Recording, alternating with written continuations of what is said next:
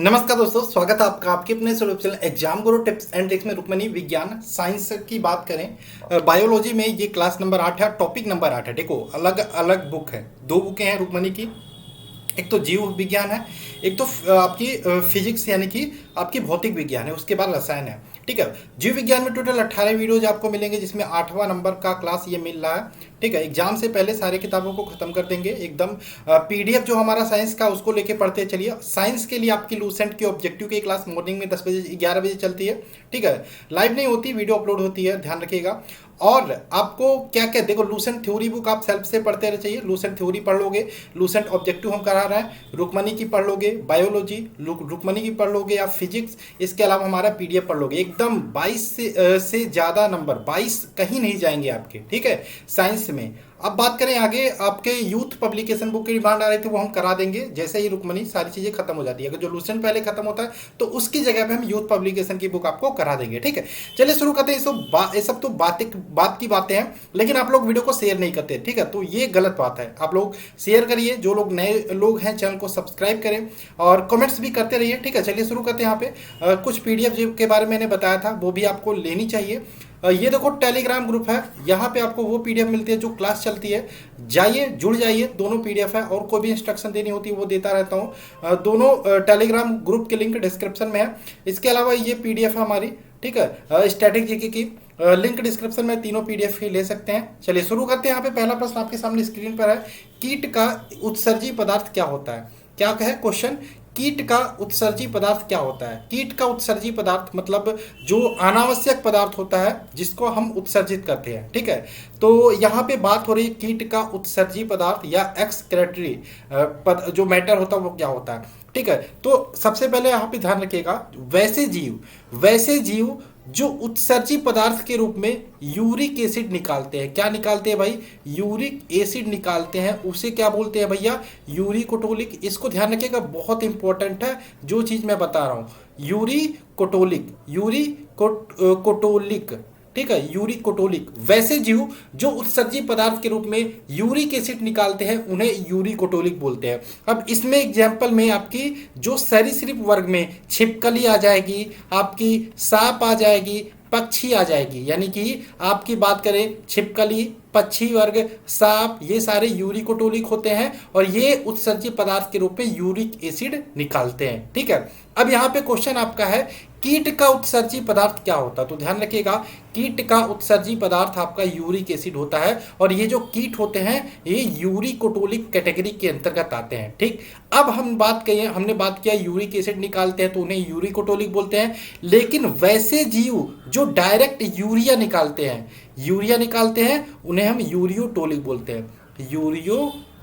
बोलते हैं। ठीक है, इसमें आपके स्तनधारी वर्ग के जीव आ जाएंगे। ठीक, इसके अलावा अगर जो मैं बात करूं, जो जीव अमोनिया निकालते हैं उन्हें अमोनियोटोलिक बोलते हैं। इसमें अमीबा, हाइड्रा, मछली आदि जलीय जीव आ जाएंगे। ठीक है, क्लियर है ना? आगे चलें। क्वेश्चन है आपका, कीट का उत्सर्जी पदार्थ क्या होता है? आपका यूरिक एसिड होता है। Option number C right answer होगा। क्वेश्चन नंबर 2 की बात करें, सभी कीट होते हैं। सभी कीट कैसे होते हैं? आजकल मैं सही बताऊं, रियलिटी एकदम कुछ भी करने का मन नहीं कर रहा है।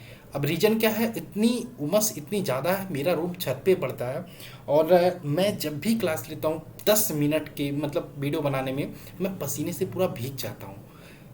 इतना भी नहीं कि मैं एसी लगा है रूम में, पंखा भी बंद करना पड़ता है, कूलर भी बंद करना पड़ता है, और एसी तो है नहीं। एसी तो ये होता है ना, आवाज़ करता है, फैन चलाऊँ तो आवाज़ करेगा, कूलर चलाऊँ तो सब बंद करना पड़ता है, और अभी भी मैं पूरा भीग चुका हूँ। क्या बताऊँ मैं, छोड़ो, कोई दिक्कत नहीं। सभी जीव कैसे होते हैं भाई? मैं तो ये उमस बहुत बेकार होता है, गर्मी तो ठीक है लेकिन उमस जो होता है ना बहुत बेकार होता है। सभी कीट कैसे होते हैं? तो सभी कीट अभी हमने बताया कैसे होते हैं भाई। सभी कीट होते हैं आपके ये वाला। ठीक है, यूरिक एसिड निकालते हैं तो यूरियोकोटोलिक होते हैं। कैसे होते हैं? यूरियोकोटोलिक, यानी कि option number C right answer है। चलिए नेक्स्ट बात करें, नेक्स्ट क्वेश्चन की। क्वेश्चन नंबर 3 की बात करें, उत्सर्जन की इकाई क्या है? उत्सर्जन की इकाई क्या है? उत्सर्जन की इकाई क्या है? देखो, दो चीजें होती है, ध्यान रखिएगा। उत्सर्जन की इकाई होती है नेफ्रॉन। क्या होती है? नेफ्रॉन। ठीक है। किडनी की इकाई पूछे तो भी आपकी नेफ्रॉन होती है। उत्सर्जन की इकाई नेफ्रॉन, किडनी की इकाई नेफ्रॉन, लेकिन नर्वस सिस्टम तंत्रिका तंत्र की इकाई अगर जो आपसे पूछे तो न्यूरॉन होती है, ठीक है। तो उत्सर्जन की क्या इकाई क्या हो जाएगी, नेफ्रॉन। किडनी की इकाई क्या हो जाएगी, नेफ्रॉन। और अगर जो आपसे पूछे नर्वस सिस्टम तंत्रिका तंत्र की इकाई तो क्या हो जाएगा, न्यूरॉन, ठीक है। आगे चलें, क्वेश्चन नंबर 4 की बात करें। वृक्क की खराबी के कारण रक्त में यूरिया की मात्रा बढ़ने को क्या कहते हैं। वृक्क, वृक्क को हम बोलते हैं किडनी। क्या बोलते हैं भाई, किडनी बोलते हैं। किडनी की खराबी के कारण रक्त में यूरिया की मात्रा बढ़ने को क्या कहते हैं, इसको बोलते हैं हम क्या, यूरेमिया। क्या बोलते हैं भाई, यूरेमिया, यानी कि option number A right answer होगा, ठीक है। चलिए आगे चले, क्वेश्चन नंबर 5 की बात कर लेते हैं। पक्षी होते हैं, पक्षी किस वर्ग में आएंगे भाई, मैंने बता दिया है, अब मैं दोबारा नहीं बताऊंगा, मैं बताऊंगा यहाँ पे आंसर, यूरिकोटोलिक। क्या बोलते हैं, यूरिकोटोलिक। और इनका जो उत्सर्जी क्या पदार्थ होता है उसको क्या बोलते हैं भाई, यूरिक एसिड। क्या बोलेंगे, यूरिक एसिड। चलिए आगे चले, क्वेश्चन नंबर 6 की बात करें। मनुष्य के वृक्क में पथरी कैसे बनती भाई, ये क्वेश्चन कई बार रिपीट हुआ, बहुत इंपॉर्टेंट भी है। पथरी कैसे बनती भाई, मनुष्य के वृक्क में पथरी या पेल्विस में ऑक्जेलेट, कैल्शियम ऑक्जेलेट का नाम आपने सुना होगा, के लवणों और क्रिस्टलों द्वारा बनती है। Option number D right answer होगा।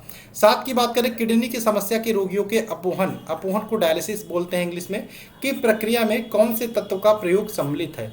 किडनी की समस्या के रोगियों के अपोहन या डायलिसिस की प्रक्रिया में कौन सा तत्व सम्मिलित है, तो इसका आंसर क्या हो जाएगा भाई, इसका आंसर हो जाएगा परासरण। Option number C right answer होगा।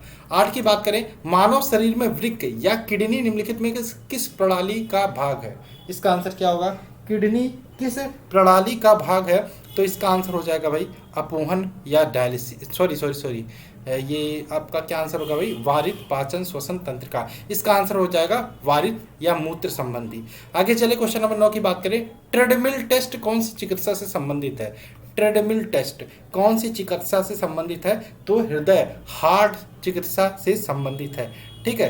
चलिए आगे चले, क्वेश्चन नंबर 10 की बात करें। मूत्र का पीला रंग किसकी मौजूदगी के कारण होता है भाई, मूत्र का पीला रंग किसकी मौजूदगी के कारण होता है, ये होता है आपका यूरोक्रोम, यूरोक्रोम की मौजूदगी के कारण मूत्र का रंग पीला होता है, ठीक है। चलो क्वेश्चन नंबर 11 की बात कर लेते हैं। गुर्दे या किडनी की कार्यात्मक यूनिट क्या है भाई, स्टार्टिंग में क्वेश्चन नंबर 2 या 3 में मैंने बताया था कि किसकी किसकी इकाई मैंने बताया था। अगर जो आपसे तंत्रिका तंत्र की इकाई पूछे तो न्यूरॉन होती है, अगर जो आपसे उत्सर्जन की पूछे नेफ्रॉन होती है, किडनी की पूछे उसकी भी नेफ्रॉन होती है। Option number C right answer होगा। क्वेश्चन नंबर बात करें 12 क्या है, हमारे शरीर में त्वचा की सतह के नीचे मौजूद वसा किसके विरुद्ध अवरोध का कार्य करती है, किसके विरुद्ध अवरोध का कार्य करती है, तो ये करती है शरीर में उष्मा की क्षति के विरुद्ध अवरोध का कार्य। चलिए क्वेश्चन नंबर 13 की बात कर लेते हैं। निम्नलिखित में से किसका संबंध वृक्क अवस्था से है, किडनी अव्यवस्था से है, तो अपोहन या डायलिसिस। ऑप्शन नंबर इसका बी राइट आंसर होगा। चलिए 14 नंबर क्वेश्चन की बात करें। आहार का सबसे महत्वपूर्ण कार्य क्या है, आहार का सबसे महत्वपूर्ण कार्य है ऊर्जा प्राप्त करना। Option number A. आइए क्वेश्चन नंबर 15 की बात करें। 15 क्या है, हरित ग्रंथियां किससे संबंधित है भाई, हरित ग्रंथियां किससे संबंधित है, तो हरित ग्रंथियां संबंधित आपके उत्सर्जन से। Option number B right answer होगा, ठीक, उत्सर्जन से।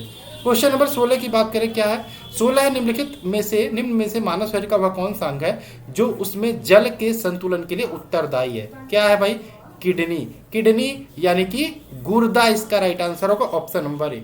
आइए क्वेश्चन नंबर 17 की बात करें। क्या है, मानव मूत्र क्या है भाई, क्षारक, अम्लीय, न्यूट्रल, इनमें से कोई नहीं। क्या है, मानव मूत्र एक प्रकार अम्लीय होता है। Option number B right answer हो जाएगा। अम्लीय यानी कि पीएच वैल्यू की बात करें मानव मूत्र का कितना होता है पीएच वैल्यू, आप लोग कमेंट करके बताइए कितना। अब मैं एक आध हर वीडियो में एक क्वेश्चन आपसे कमेंट बॉक्स में पूछूंगा, मानव मूत्र का पीएच वैल्यू कितना होता है, आप मुझे कमेंट करके बताइएगा। अब अम्लीय मैंने बता दिया तो अब तो आप गेस कर ही लोगे, ठीक। चलो, मेढक के वृक्क किस प्रकार के होते हैं भाई, मेढक के वृक्क अधिवृक्क प्रकार के होते हैं। Option number C right answer होगा। 19 की बात करें, नेफ्रोलॉजी किसके साथ जुड़ा हुआ भाई, नेफ्रोलॉजी की बात करें आपका किडनी के साथ जुड़ा हुआ, किसके साथ, किडनी, यानी कि option number C right answer होगा। इसको गुर्दा भी बोलते हैं, ठीक है। आपसे कभी कभी पूछ लेता है इसका वजन कितना होता है भाई, 140 ग्राम लगभग होता है, ठीक। नेफ्रॉन इसकी इकाई है, गुर्दे की कार्यात्मक इकाई होती है नेफ्रॉन, ठीक। चलिए आगे चले, क्वेश्चन नंबर 20 की बात करें। शरीर का कौन सा अंग खून के शुद्धिकरण से संबंधित है, इसका भी आंसर किडनी हो जाएगा, गुर्दा हो जाएगा। Option number C right answer होगा, ठीक। चलो आगे चले। क्वेश्चन नंबर हमारा है 21। निम्नलिखित में से कौन सा पथरी के गठन का कारण नहीं है? कौन सा पथरी के गठन का कारण नहीं है? तो अधिक पानी पीना ये कारण है पथरी का, इसके अगर पथरी होता है। अच्छा चलो, डायबिटिक मेटालिज ये हो सकता है भाई, ऑक्जेलेट से भरपूर नट्स ये भी हो सकता है, ये भी हो सकता है, ये नहीं है। अधिक पानी पीना पथरी बनने का एक कारण नहीं है। Option number A right answer होगा। चलिए क्वेश्चन नंबर 22 की बात करें। निम्नलिखित में से कौन सा अंग मनुष्य के उत्सर्जन तंत्र का अंग नहीं है? गुर्दा है ना? हाँ गुर्दा है। चलो भाई, मूत्रवाहिनी भी है, गर्भाशय मूत्र मार्ग भी है, गर्भाशय नहीं है। Option number C right answer होगा। क्या है? कौन सा उत्सर्जन का अंग नहीं है? ये भी उत्सर्जन तंत्र का ही एक प्रकार से अंग है, गर्भाशय। ठीक है, ये मूत्रवाहिनी नहीं है, ये एक प्रकार की मांसल नलिकाएं होती है। ऑप्शन नंबर बी इसका राइट आंसर होगा, इसको सही कर लीजिएगा। क्वेश्चन नंबर 23 की बात करें। मांसल नलिकाएं होती हैं जो मूत्र को गुर्दे से मूत्राशय की तरफ धकेलती हैं। कौन भाई? क्या आंसर होगा इसका? इसका आंसर होगा क्या होगा इसका आंसर? हाँ,